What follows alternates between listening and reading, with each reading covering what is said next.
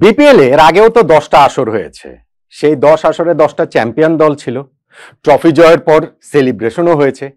কিন্তু এইবার ফরচুন বরিশালে ট্রফি জয়ের পর যেই উন্মাতাল উদযাপন হলো, এমন কোনো কিছু কখনোই দেখা যায়নি।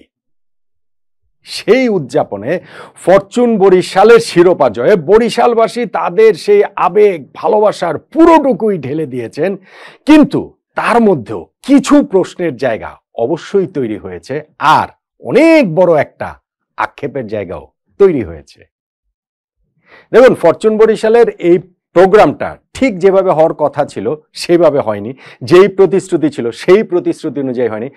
ধরুন, ফার্স্ট অফ অল, ট্রফি জিতলে ট্রফি নিয়ে বরিশালে লঞ্চে করে যাবে পুরো টিম, তারপরে সেলিব্রেশন হবে সেই বরিশাল শহরে, এরকম একটা প্রতিশ্রুতির জায়গা ছিল। সেইটা হয়নি, লঞ্চে করে টিম যায়নি। আচ্ছা, ঠিক আছে, সেটা না হয় বোঝা গেল যে সময়ের ব্যাপার রয়েছে। ক্রিকেটাররা যারা রয়েছেন ন্যাশনাল টিমে, তাদের ক্যাম্প শুরু হয়ে গেছে চ্যাম্পিয়ন্স ট্রফিকে সামনে রেখে। অন্যান্য ক্রিকেটারদের ক্ষেত্রেও সামনে প্রিমিয়ার লিগ রয়েছে, সেই প্রস্তুতির ব্যাপার রয়েছে। বিপিএল এর এই দীর্ঘ একটা সময় তারা একসঙ্গে ছিলেন, পরিবারকে সময় দেওয়ার ব্যাপার রয়েছে। তো সবকিছু মিলিয়ে লঞ্চে করে যে তারা যাননি, এইটা এমন বড় কোনো ইস্যু নয়। কিন্তু তারা ওইখানে যাওয়ার পর বরিশালবাসী যেই আবেগ দেখিয়েছে, যেই ভালোবাসা দেখিয়েছে, এইটা আসলে তুলনাহীন। এমনটা কোনোদিনই দেখা যায়নি। ফরচুন বরিশালের ক্যাপ্টেন তামিম ইকবাল তিনি এক্স্যাক্টলি এই কথাটাই বলছিলেন ভিডিও বার্তায়, যেটা তিনি নিশ্চিতভাবে দর্শকদের মুখোমুখি ওই স্টেজ থেকেই বলার তার প্ল্যান ছিল, বলতে পারেননি। কেন পারেননি, ওইটাই আমার প্রশ্নের জায়গা। সো ওই আগে এটা বলি যে তামিম যেটা বলছিলেন যে তিনি তার ক্যারিয়ারে এত এত দলে খেলেছেন, কিন্তু ফরচুন বরিশালের সমর্থকদের মতো এইরকম ফ্যান বেস তিনি কখনোই দেখেননি। হুইচ ইজ ট্রু, এটা আসলে সত্যি কথা।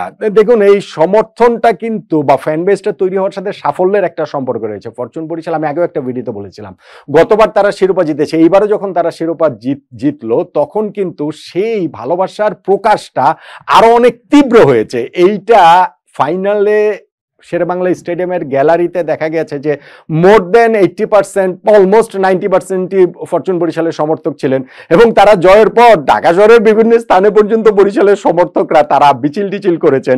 সো তাদের শহরে যখন ট্রফি নিয়ে গিয়েছেন এই এত এত তারকারা, ওইটা তো মানুষের মানে আবেগের বাদ মানাটা খুব খুব কঠিন, ফেয়ার এনাফ। কিন্তু প্রশ্নের জায়গাটা সেখানে, আয়োজনটা যারা করলেন, এই যে ফরচুন বরিশাল কর্তৃপক্ষ ডেফিনেটলি আইন শৃঙ্খলা রক্ষাকারী বাহিনীর সঙ্গে মিলে, নিরাপত্তা বাহিনীর সঙ্গে মিলে সবকিছু মিলেই তো তারা আয়োজনটা করেছেন। সেইখানটা থেকে যথেষ্ট নিরাপত্তার জায়গা ছিল না তো? সেইখানে কি যথেষ্ট শৃঙ্খলা ছিল না তো?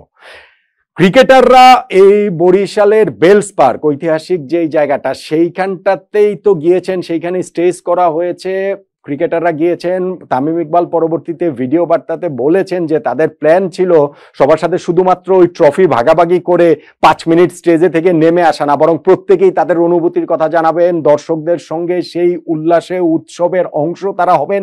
সেই জিনিসটা তারা করতে পারেননি। তামিম ইকবাল একেবারে ক্ষমাই চেয়েছেন বরিশালবাসীর কাছে, বরিশালের সমর্থকদের কাছে, সেটা তারা করতে পারেননি বলে। কিন্তু একই সঙ্গে তিনি ওই নিরাপত্তার কথাটাও বলেছেন, সিকিউরিটির কথাটাও বলেছেন, শৃঙ্খলার কথাটাও বলেছেন। আমার প্রশ্নের জায়গা সেইখানটাতেই যে বরিশালের এত বড় একটা আয়োজন করলো, তারা ফরচুন বরিশাল কর্তৃপক্ষ কি বুঝতে পারেনি যে টানা দ্বিতীয় শিরোপা জয়ের পর প্রথমবারের মতো তারা যখন 2টা ট্রফি নিয়ে বরিশাল শহরে যাচ্ছে, এইটার সেলিব্রেশনে এইরকম বাঁধভাঙা মানুষের জোয়ার তৈরি হবে। এই মানুষদের সামাল দেওয়াটা, এই আবেগের নিয়ন্ত্রণ করাটা, এই পুরো জিনিসটাকে একটা শৃঙ্খলার মধ্যে রাখাটা, সেইটা কি আসলে তাদের দায়িত্বের মধ্যে পড়ে না, কর্তব্যের মধ্যে পড়ে না? ডেফিনেটলি পড়ে। এই আলোচনাটা আমরা বিভিন্ন সময়ই করি, আমি অন্তত পক্ষে করেছি। ওই যে আমাদের ক্রিকেটাররা নানান জায়গায় গিয়ে ওই যে দোকান উদ্বোধন করেন, শোরুম উদ্বোধন করেন ফিতা কেটে, সাকিব আল হাসানের ক্ষেত্রে সেটা আমরা দেখেছি, বেশ কয়েকবার এই ঘটনাটা ঘটেছে। চিটাগাংয়ের একটা ঘটনার কথা আমার মনে আছে, বা ধরেন দুবাইতে গিয়েও মনে আছে এয়ারপোর্টে কি হয়েছিল। ক্রিকেটারদের ভাই কোনো রকম কোনো এইখানটাতে খারাপ কিছু তো হয়ে যেতেই পারতো, তারা তো এই জায়গাটাতে বাজেভাবে ইনজুর পর্যন্ত হয়ে যেতে পারতেন, মানে ওইটা তো আসলে সামাল দেওয়ার মতো কোনো অবস্থা ছিল না।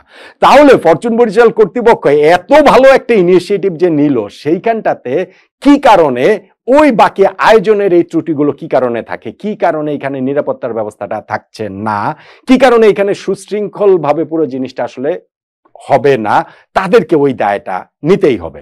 দেন এগেন এইটা তো মানুষের আবেগের জায়গা রয়েছে, মানুষের ভালোবাসার জায়গা রয়েছে। মানুষ তো এক নজর তামিম ইকবালকে দেখতে চায়, মুশফিকুর রহিমকে দেখতে চায়, মাহমুদুল্লাহ রিয়াদকে দেখতে চায়, এত এত তারকা গিয়েছে বরিশালে, সেই জিনিসটা তো তারা দেখতে চান। সো তাদেরকে ওইখানটাতে একটা সুশৃঙ্খল জায়গায় রাখাটা আমি মনে করি যে এটা কর্তৃপক্ষের দায়িত্ব ছিল, এটা কর্তৃপক্ষের দায় যে তারা সেটা করতে পারেনি।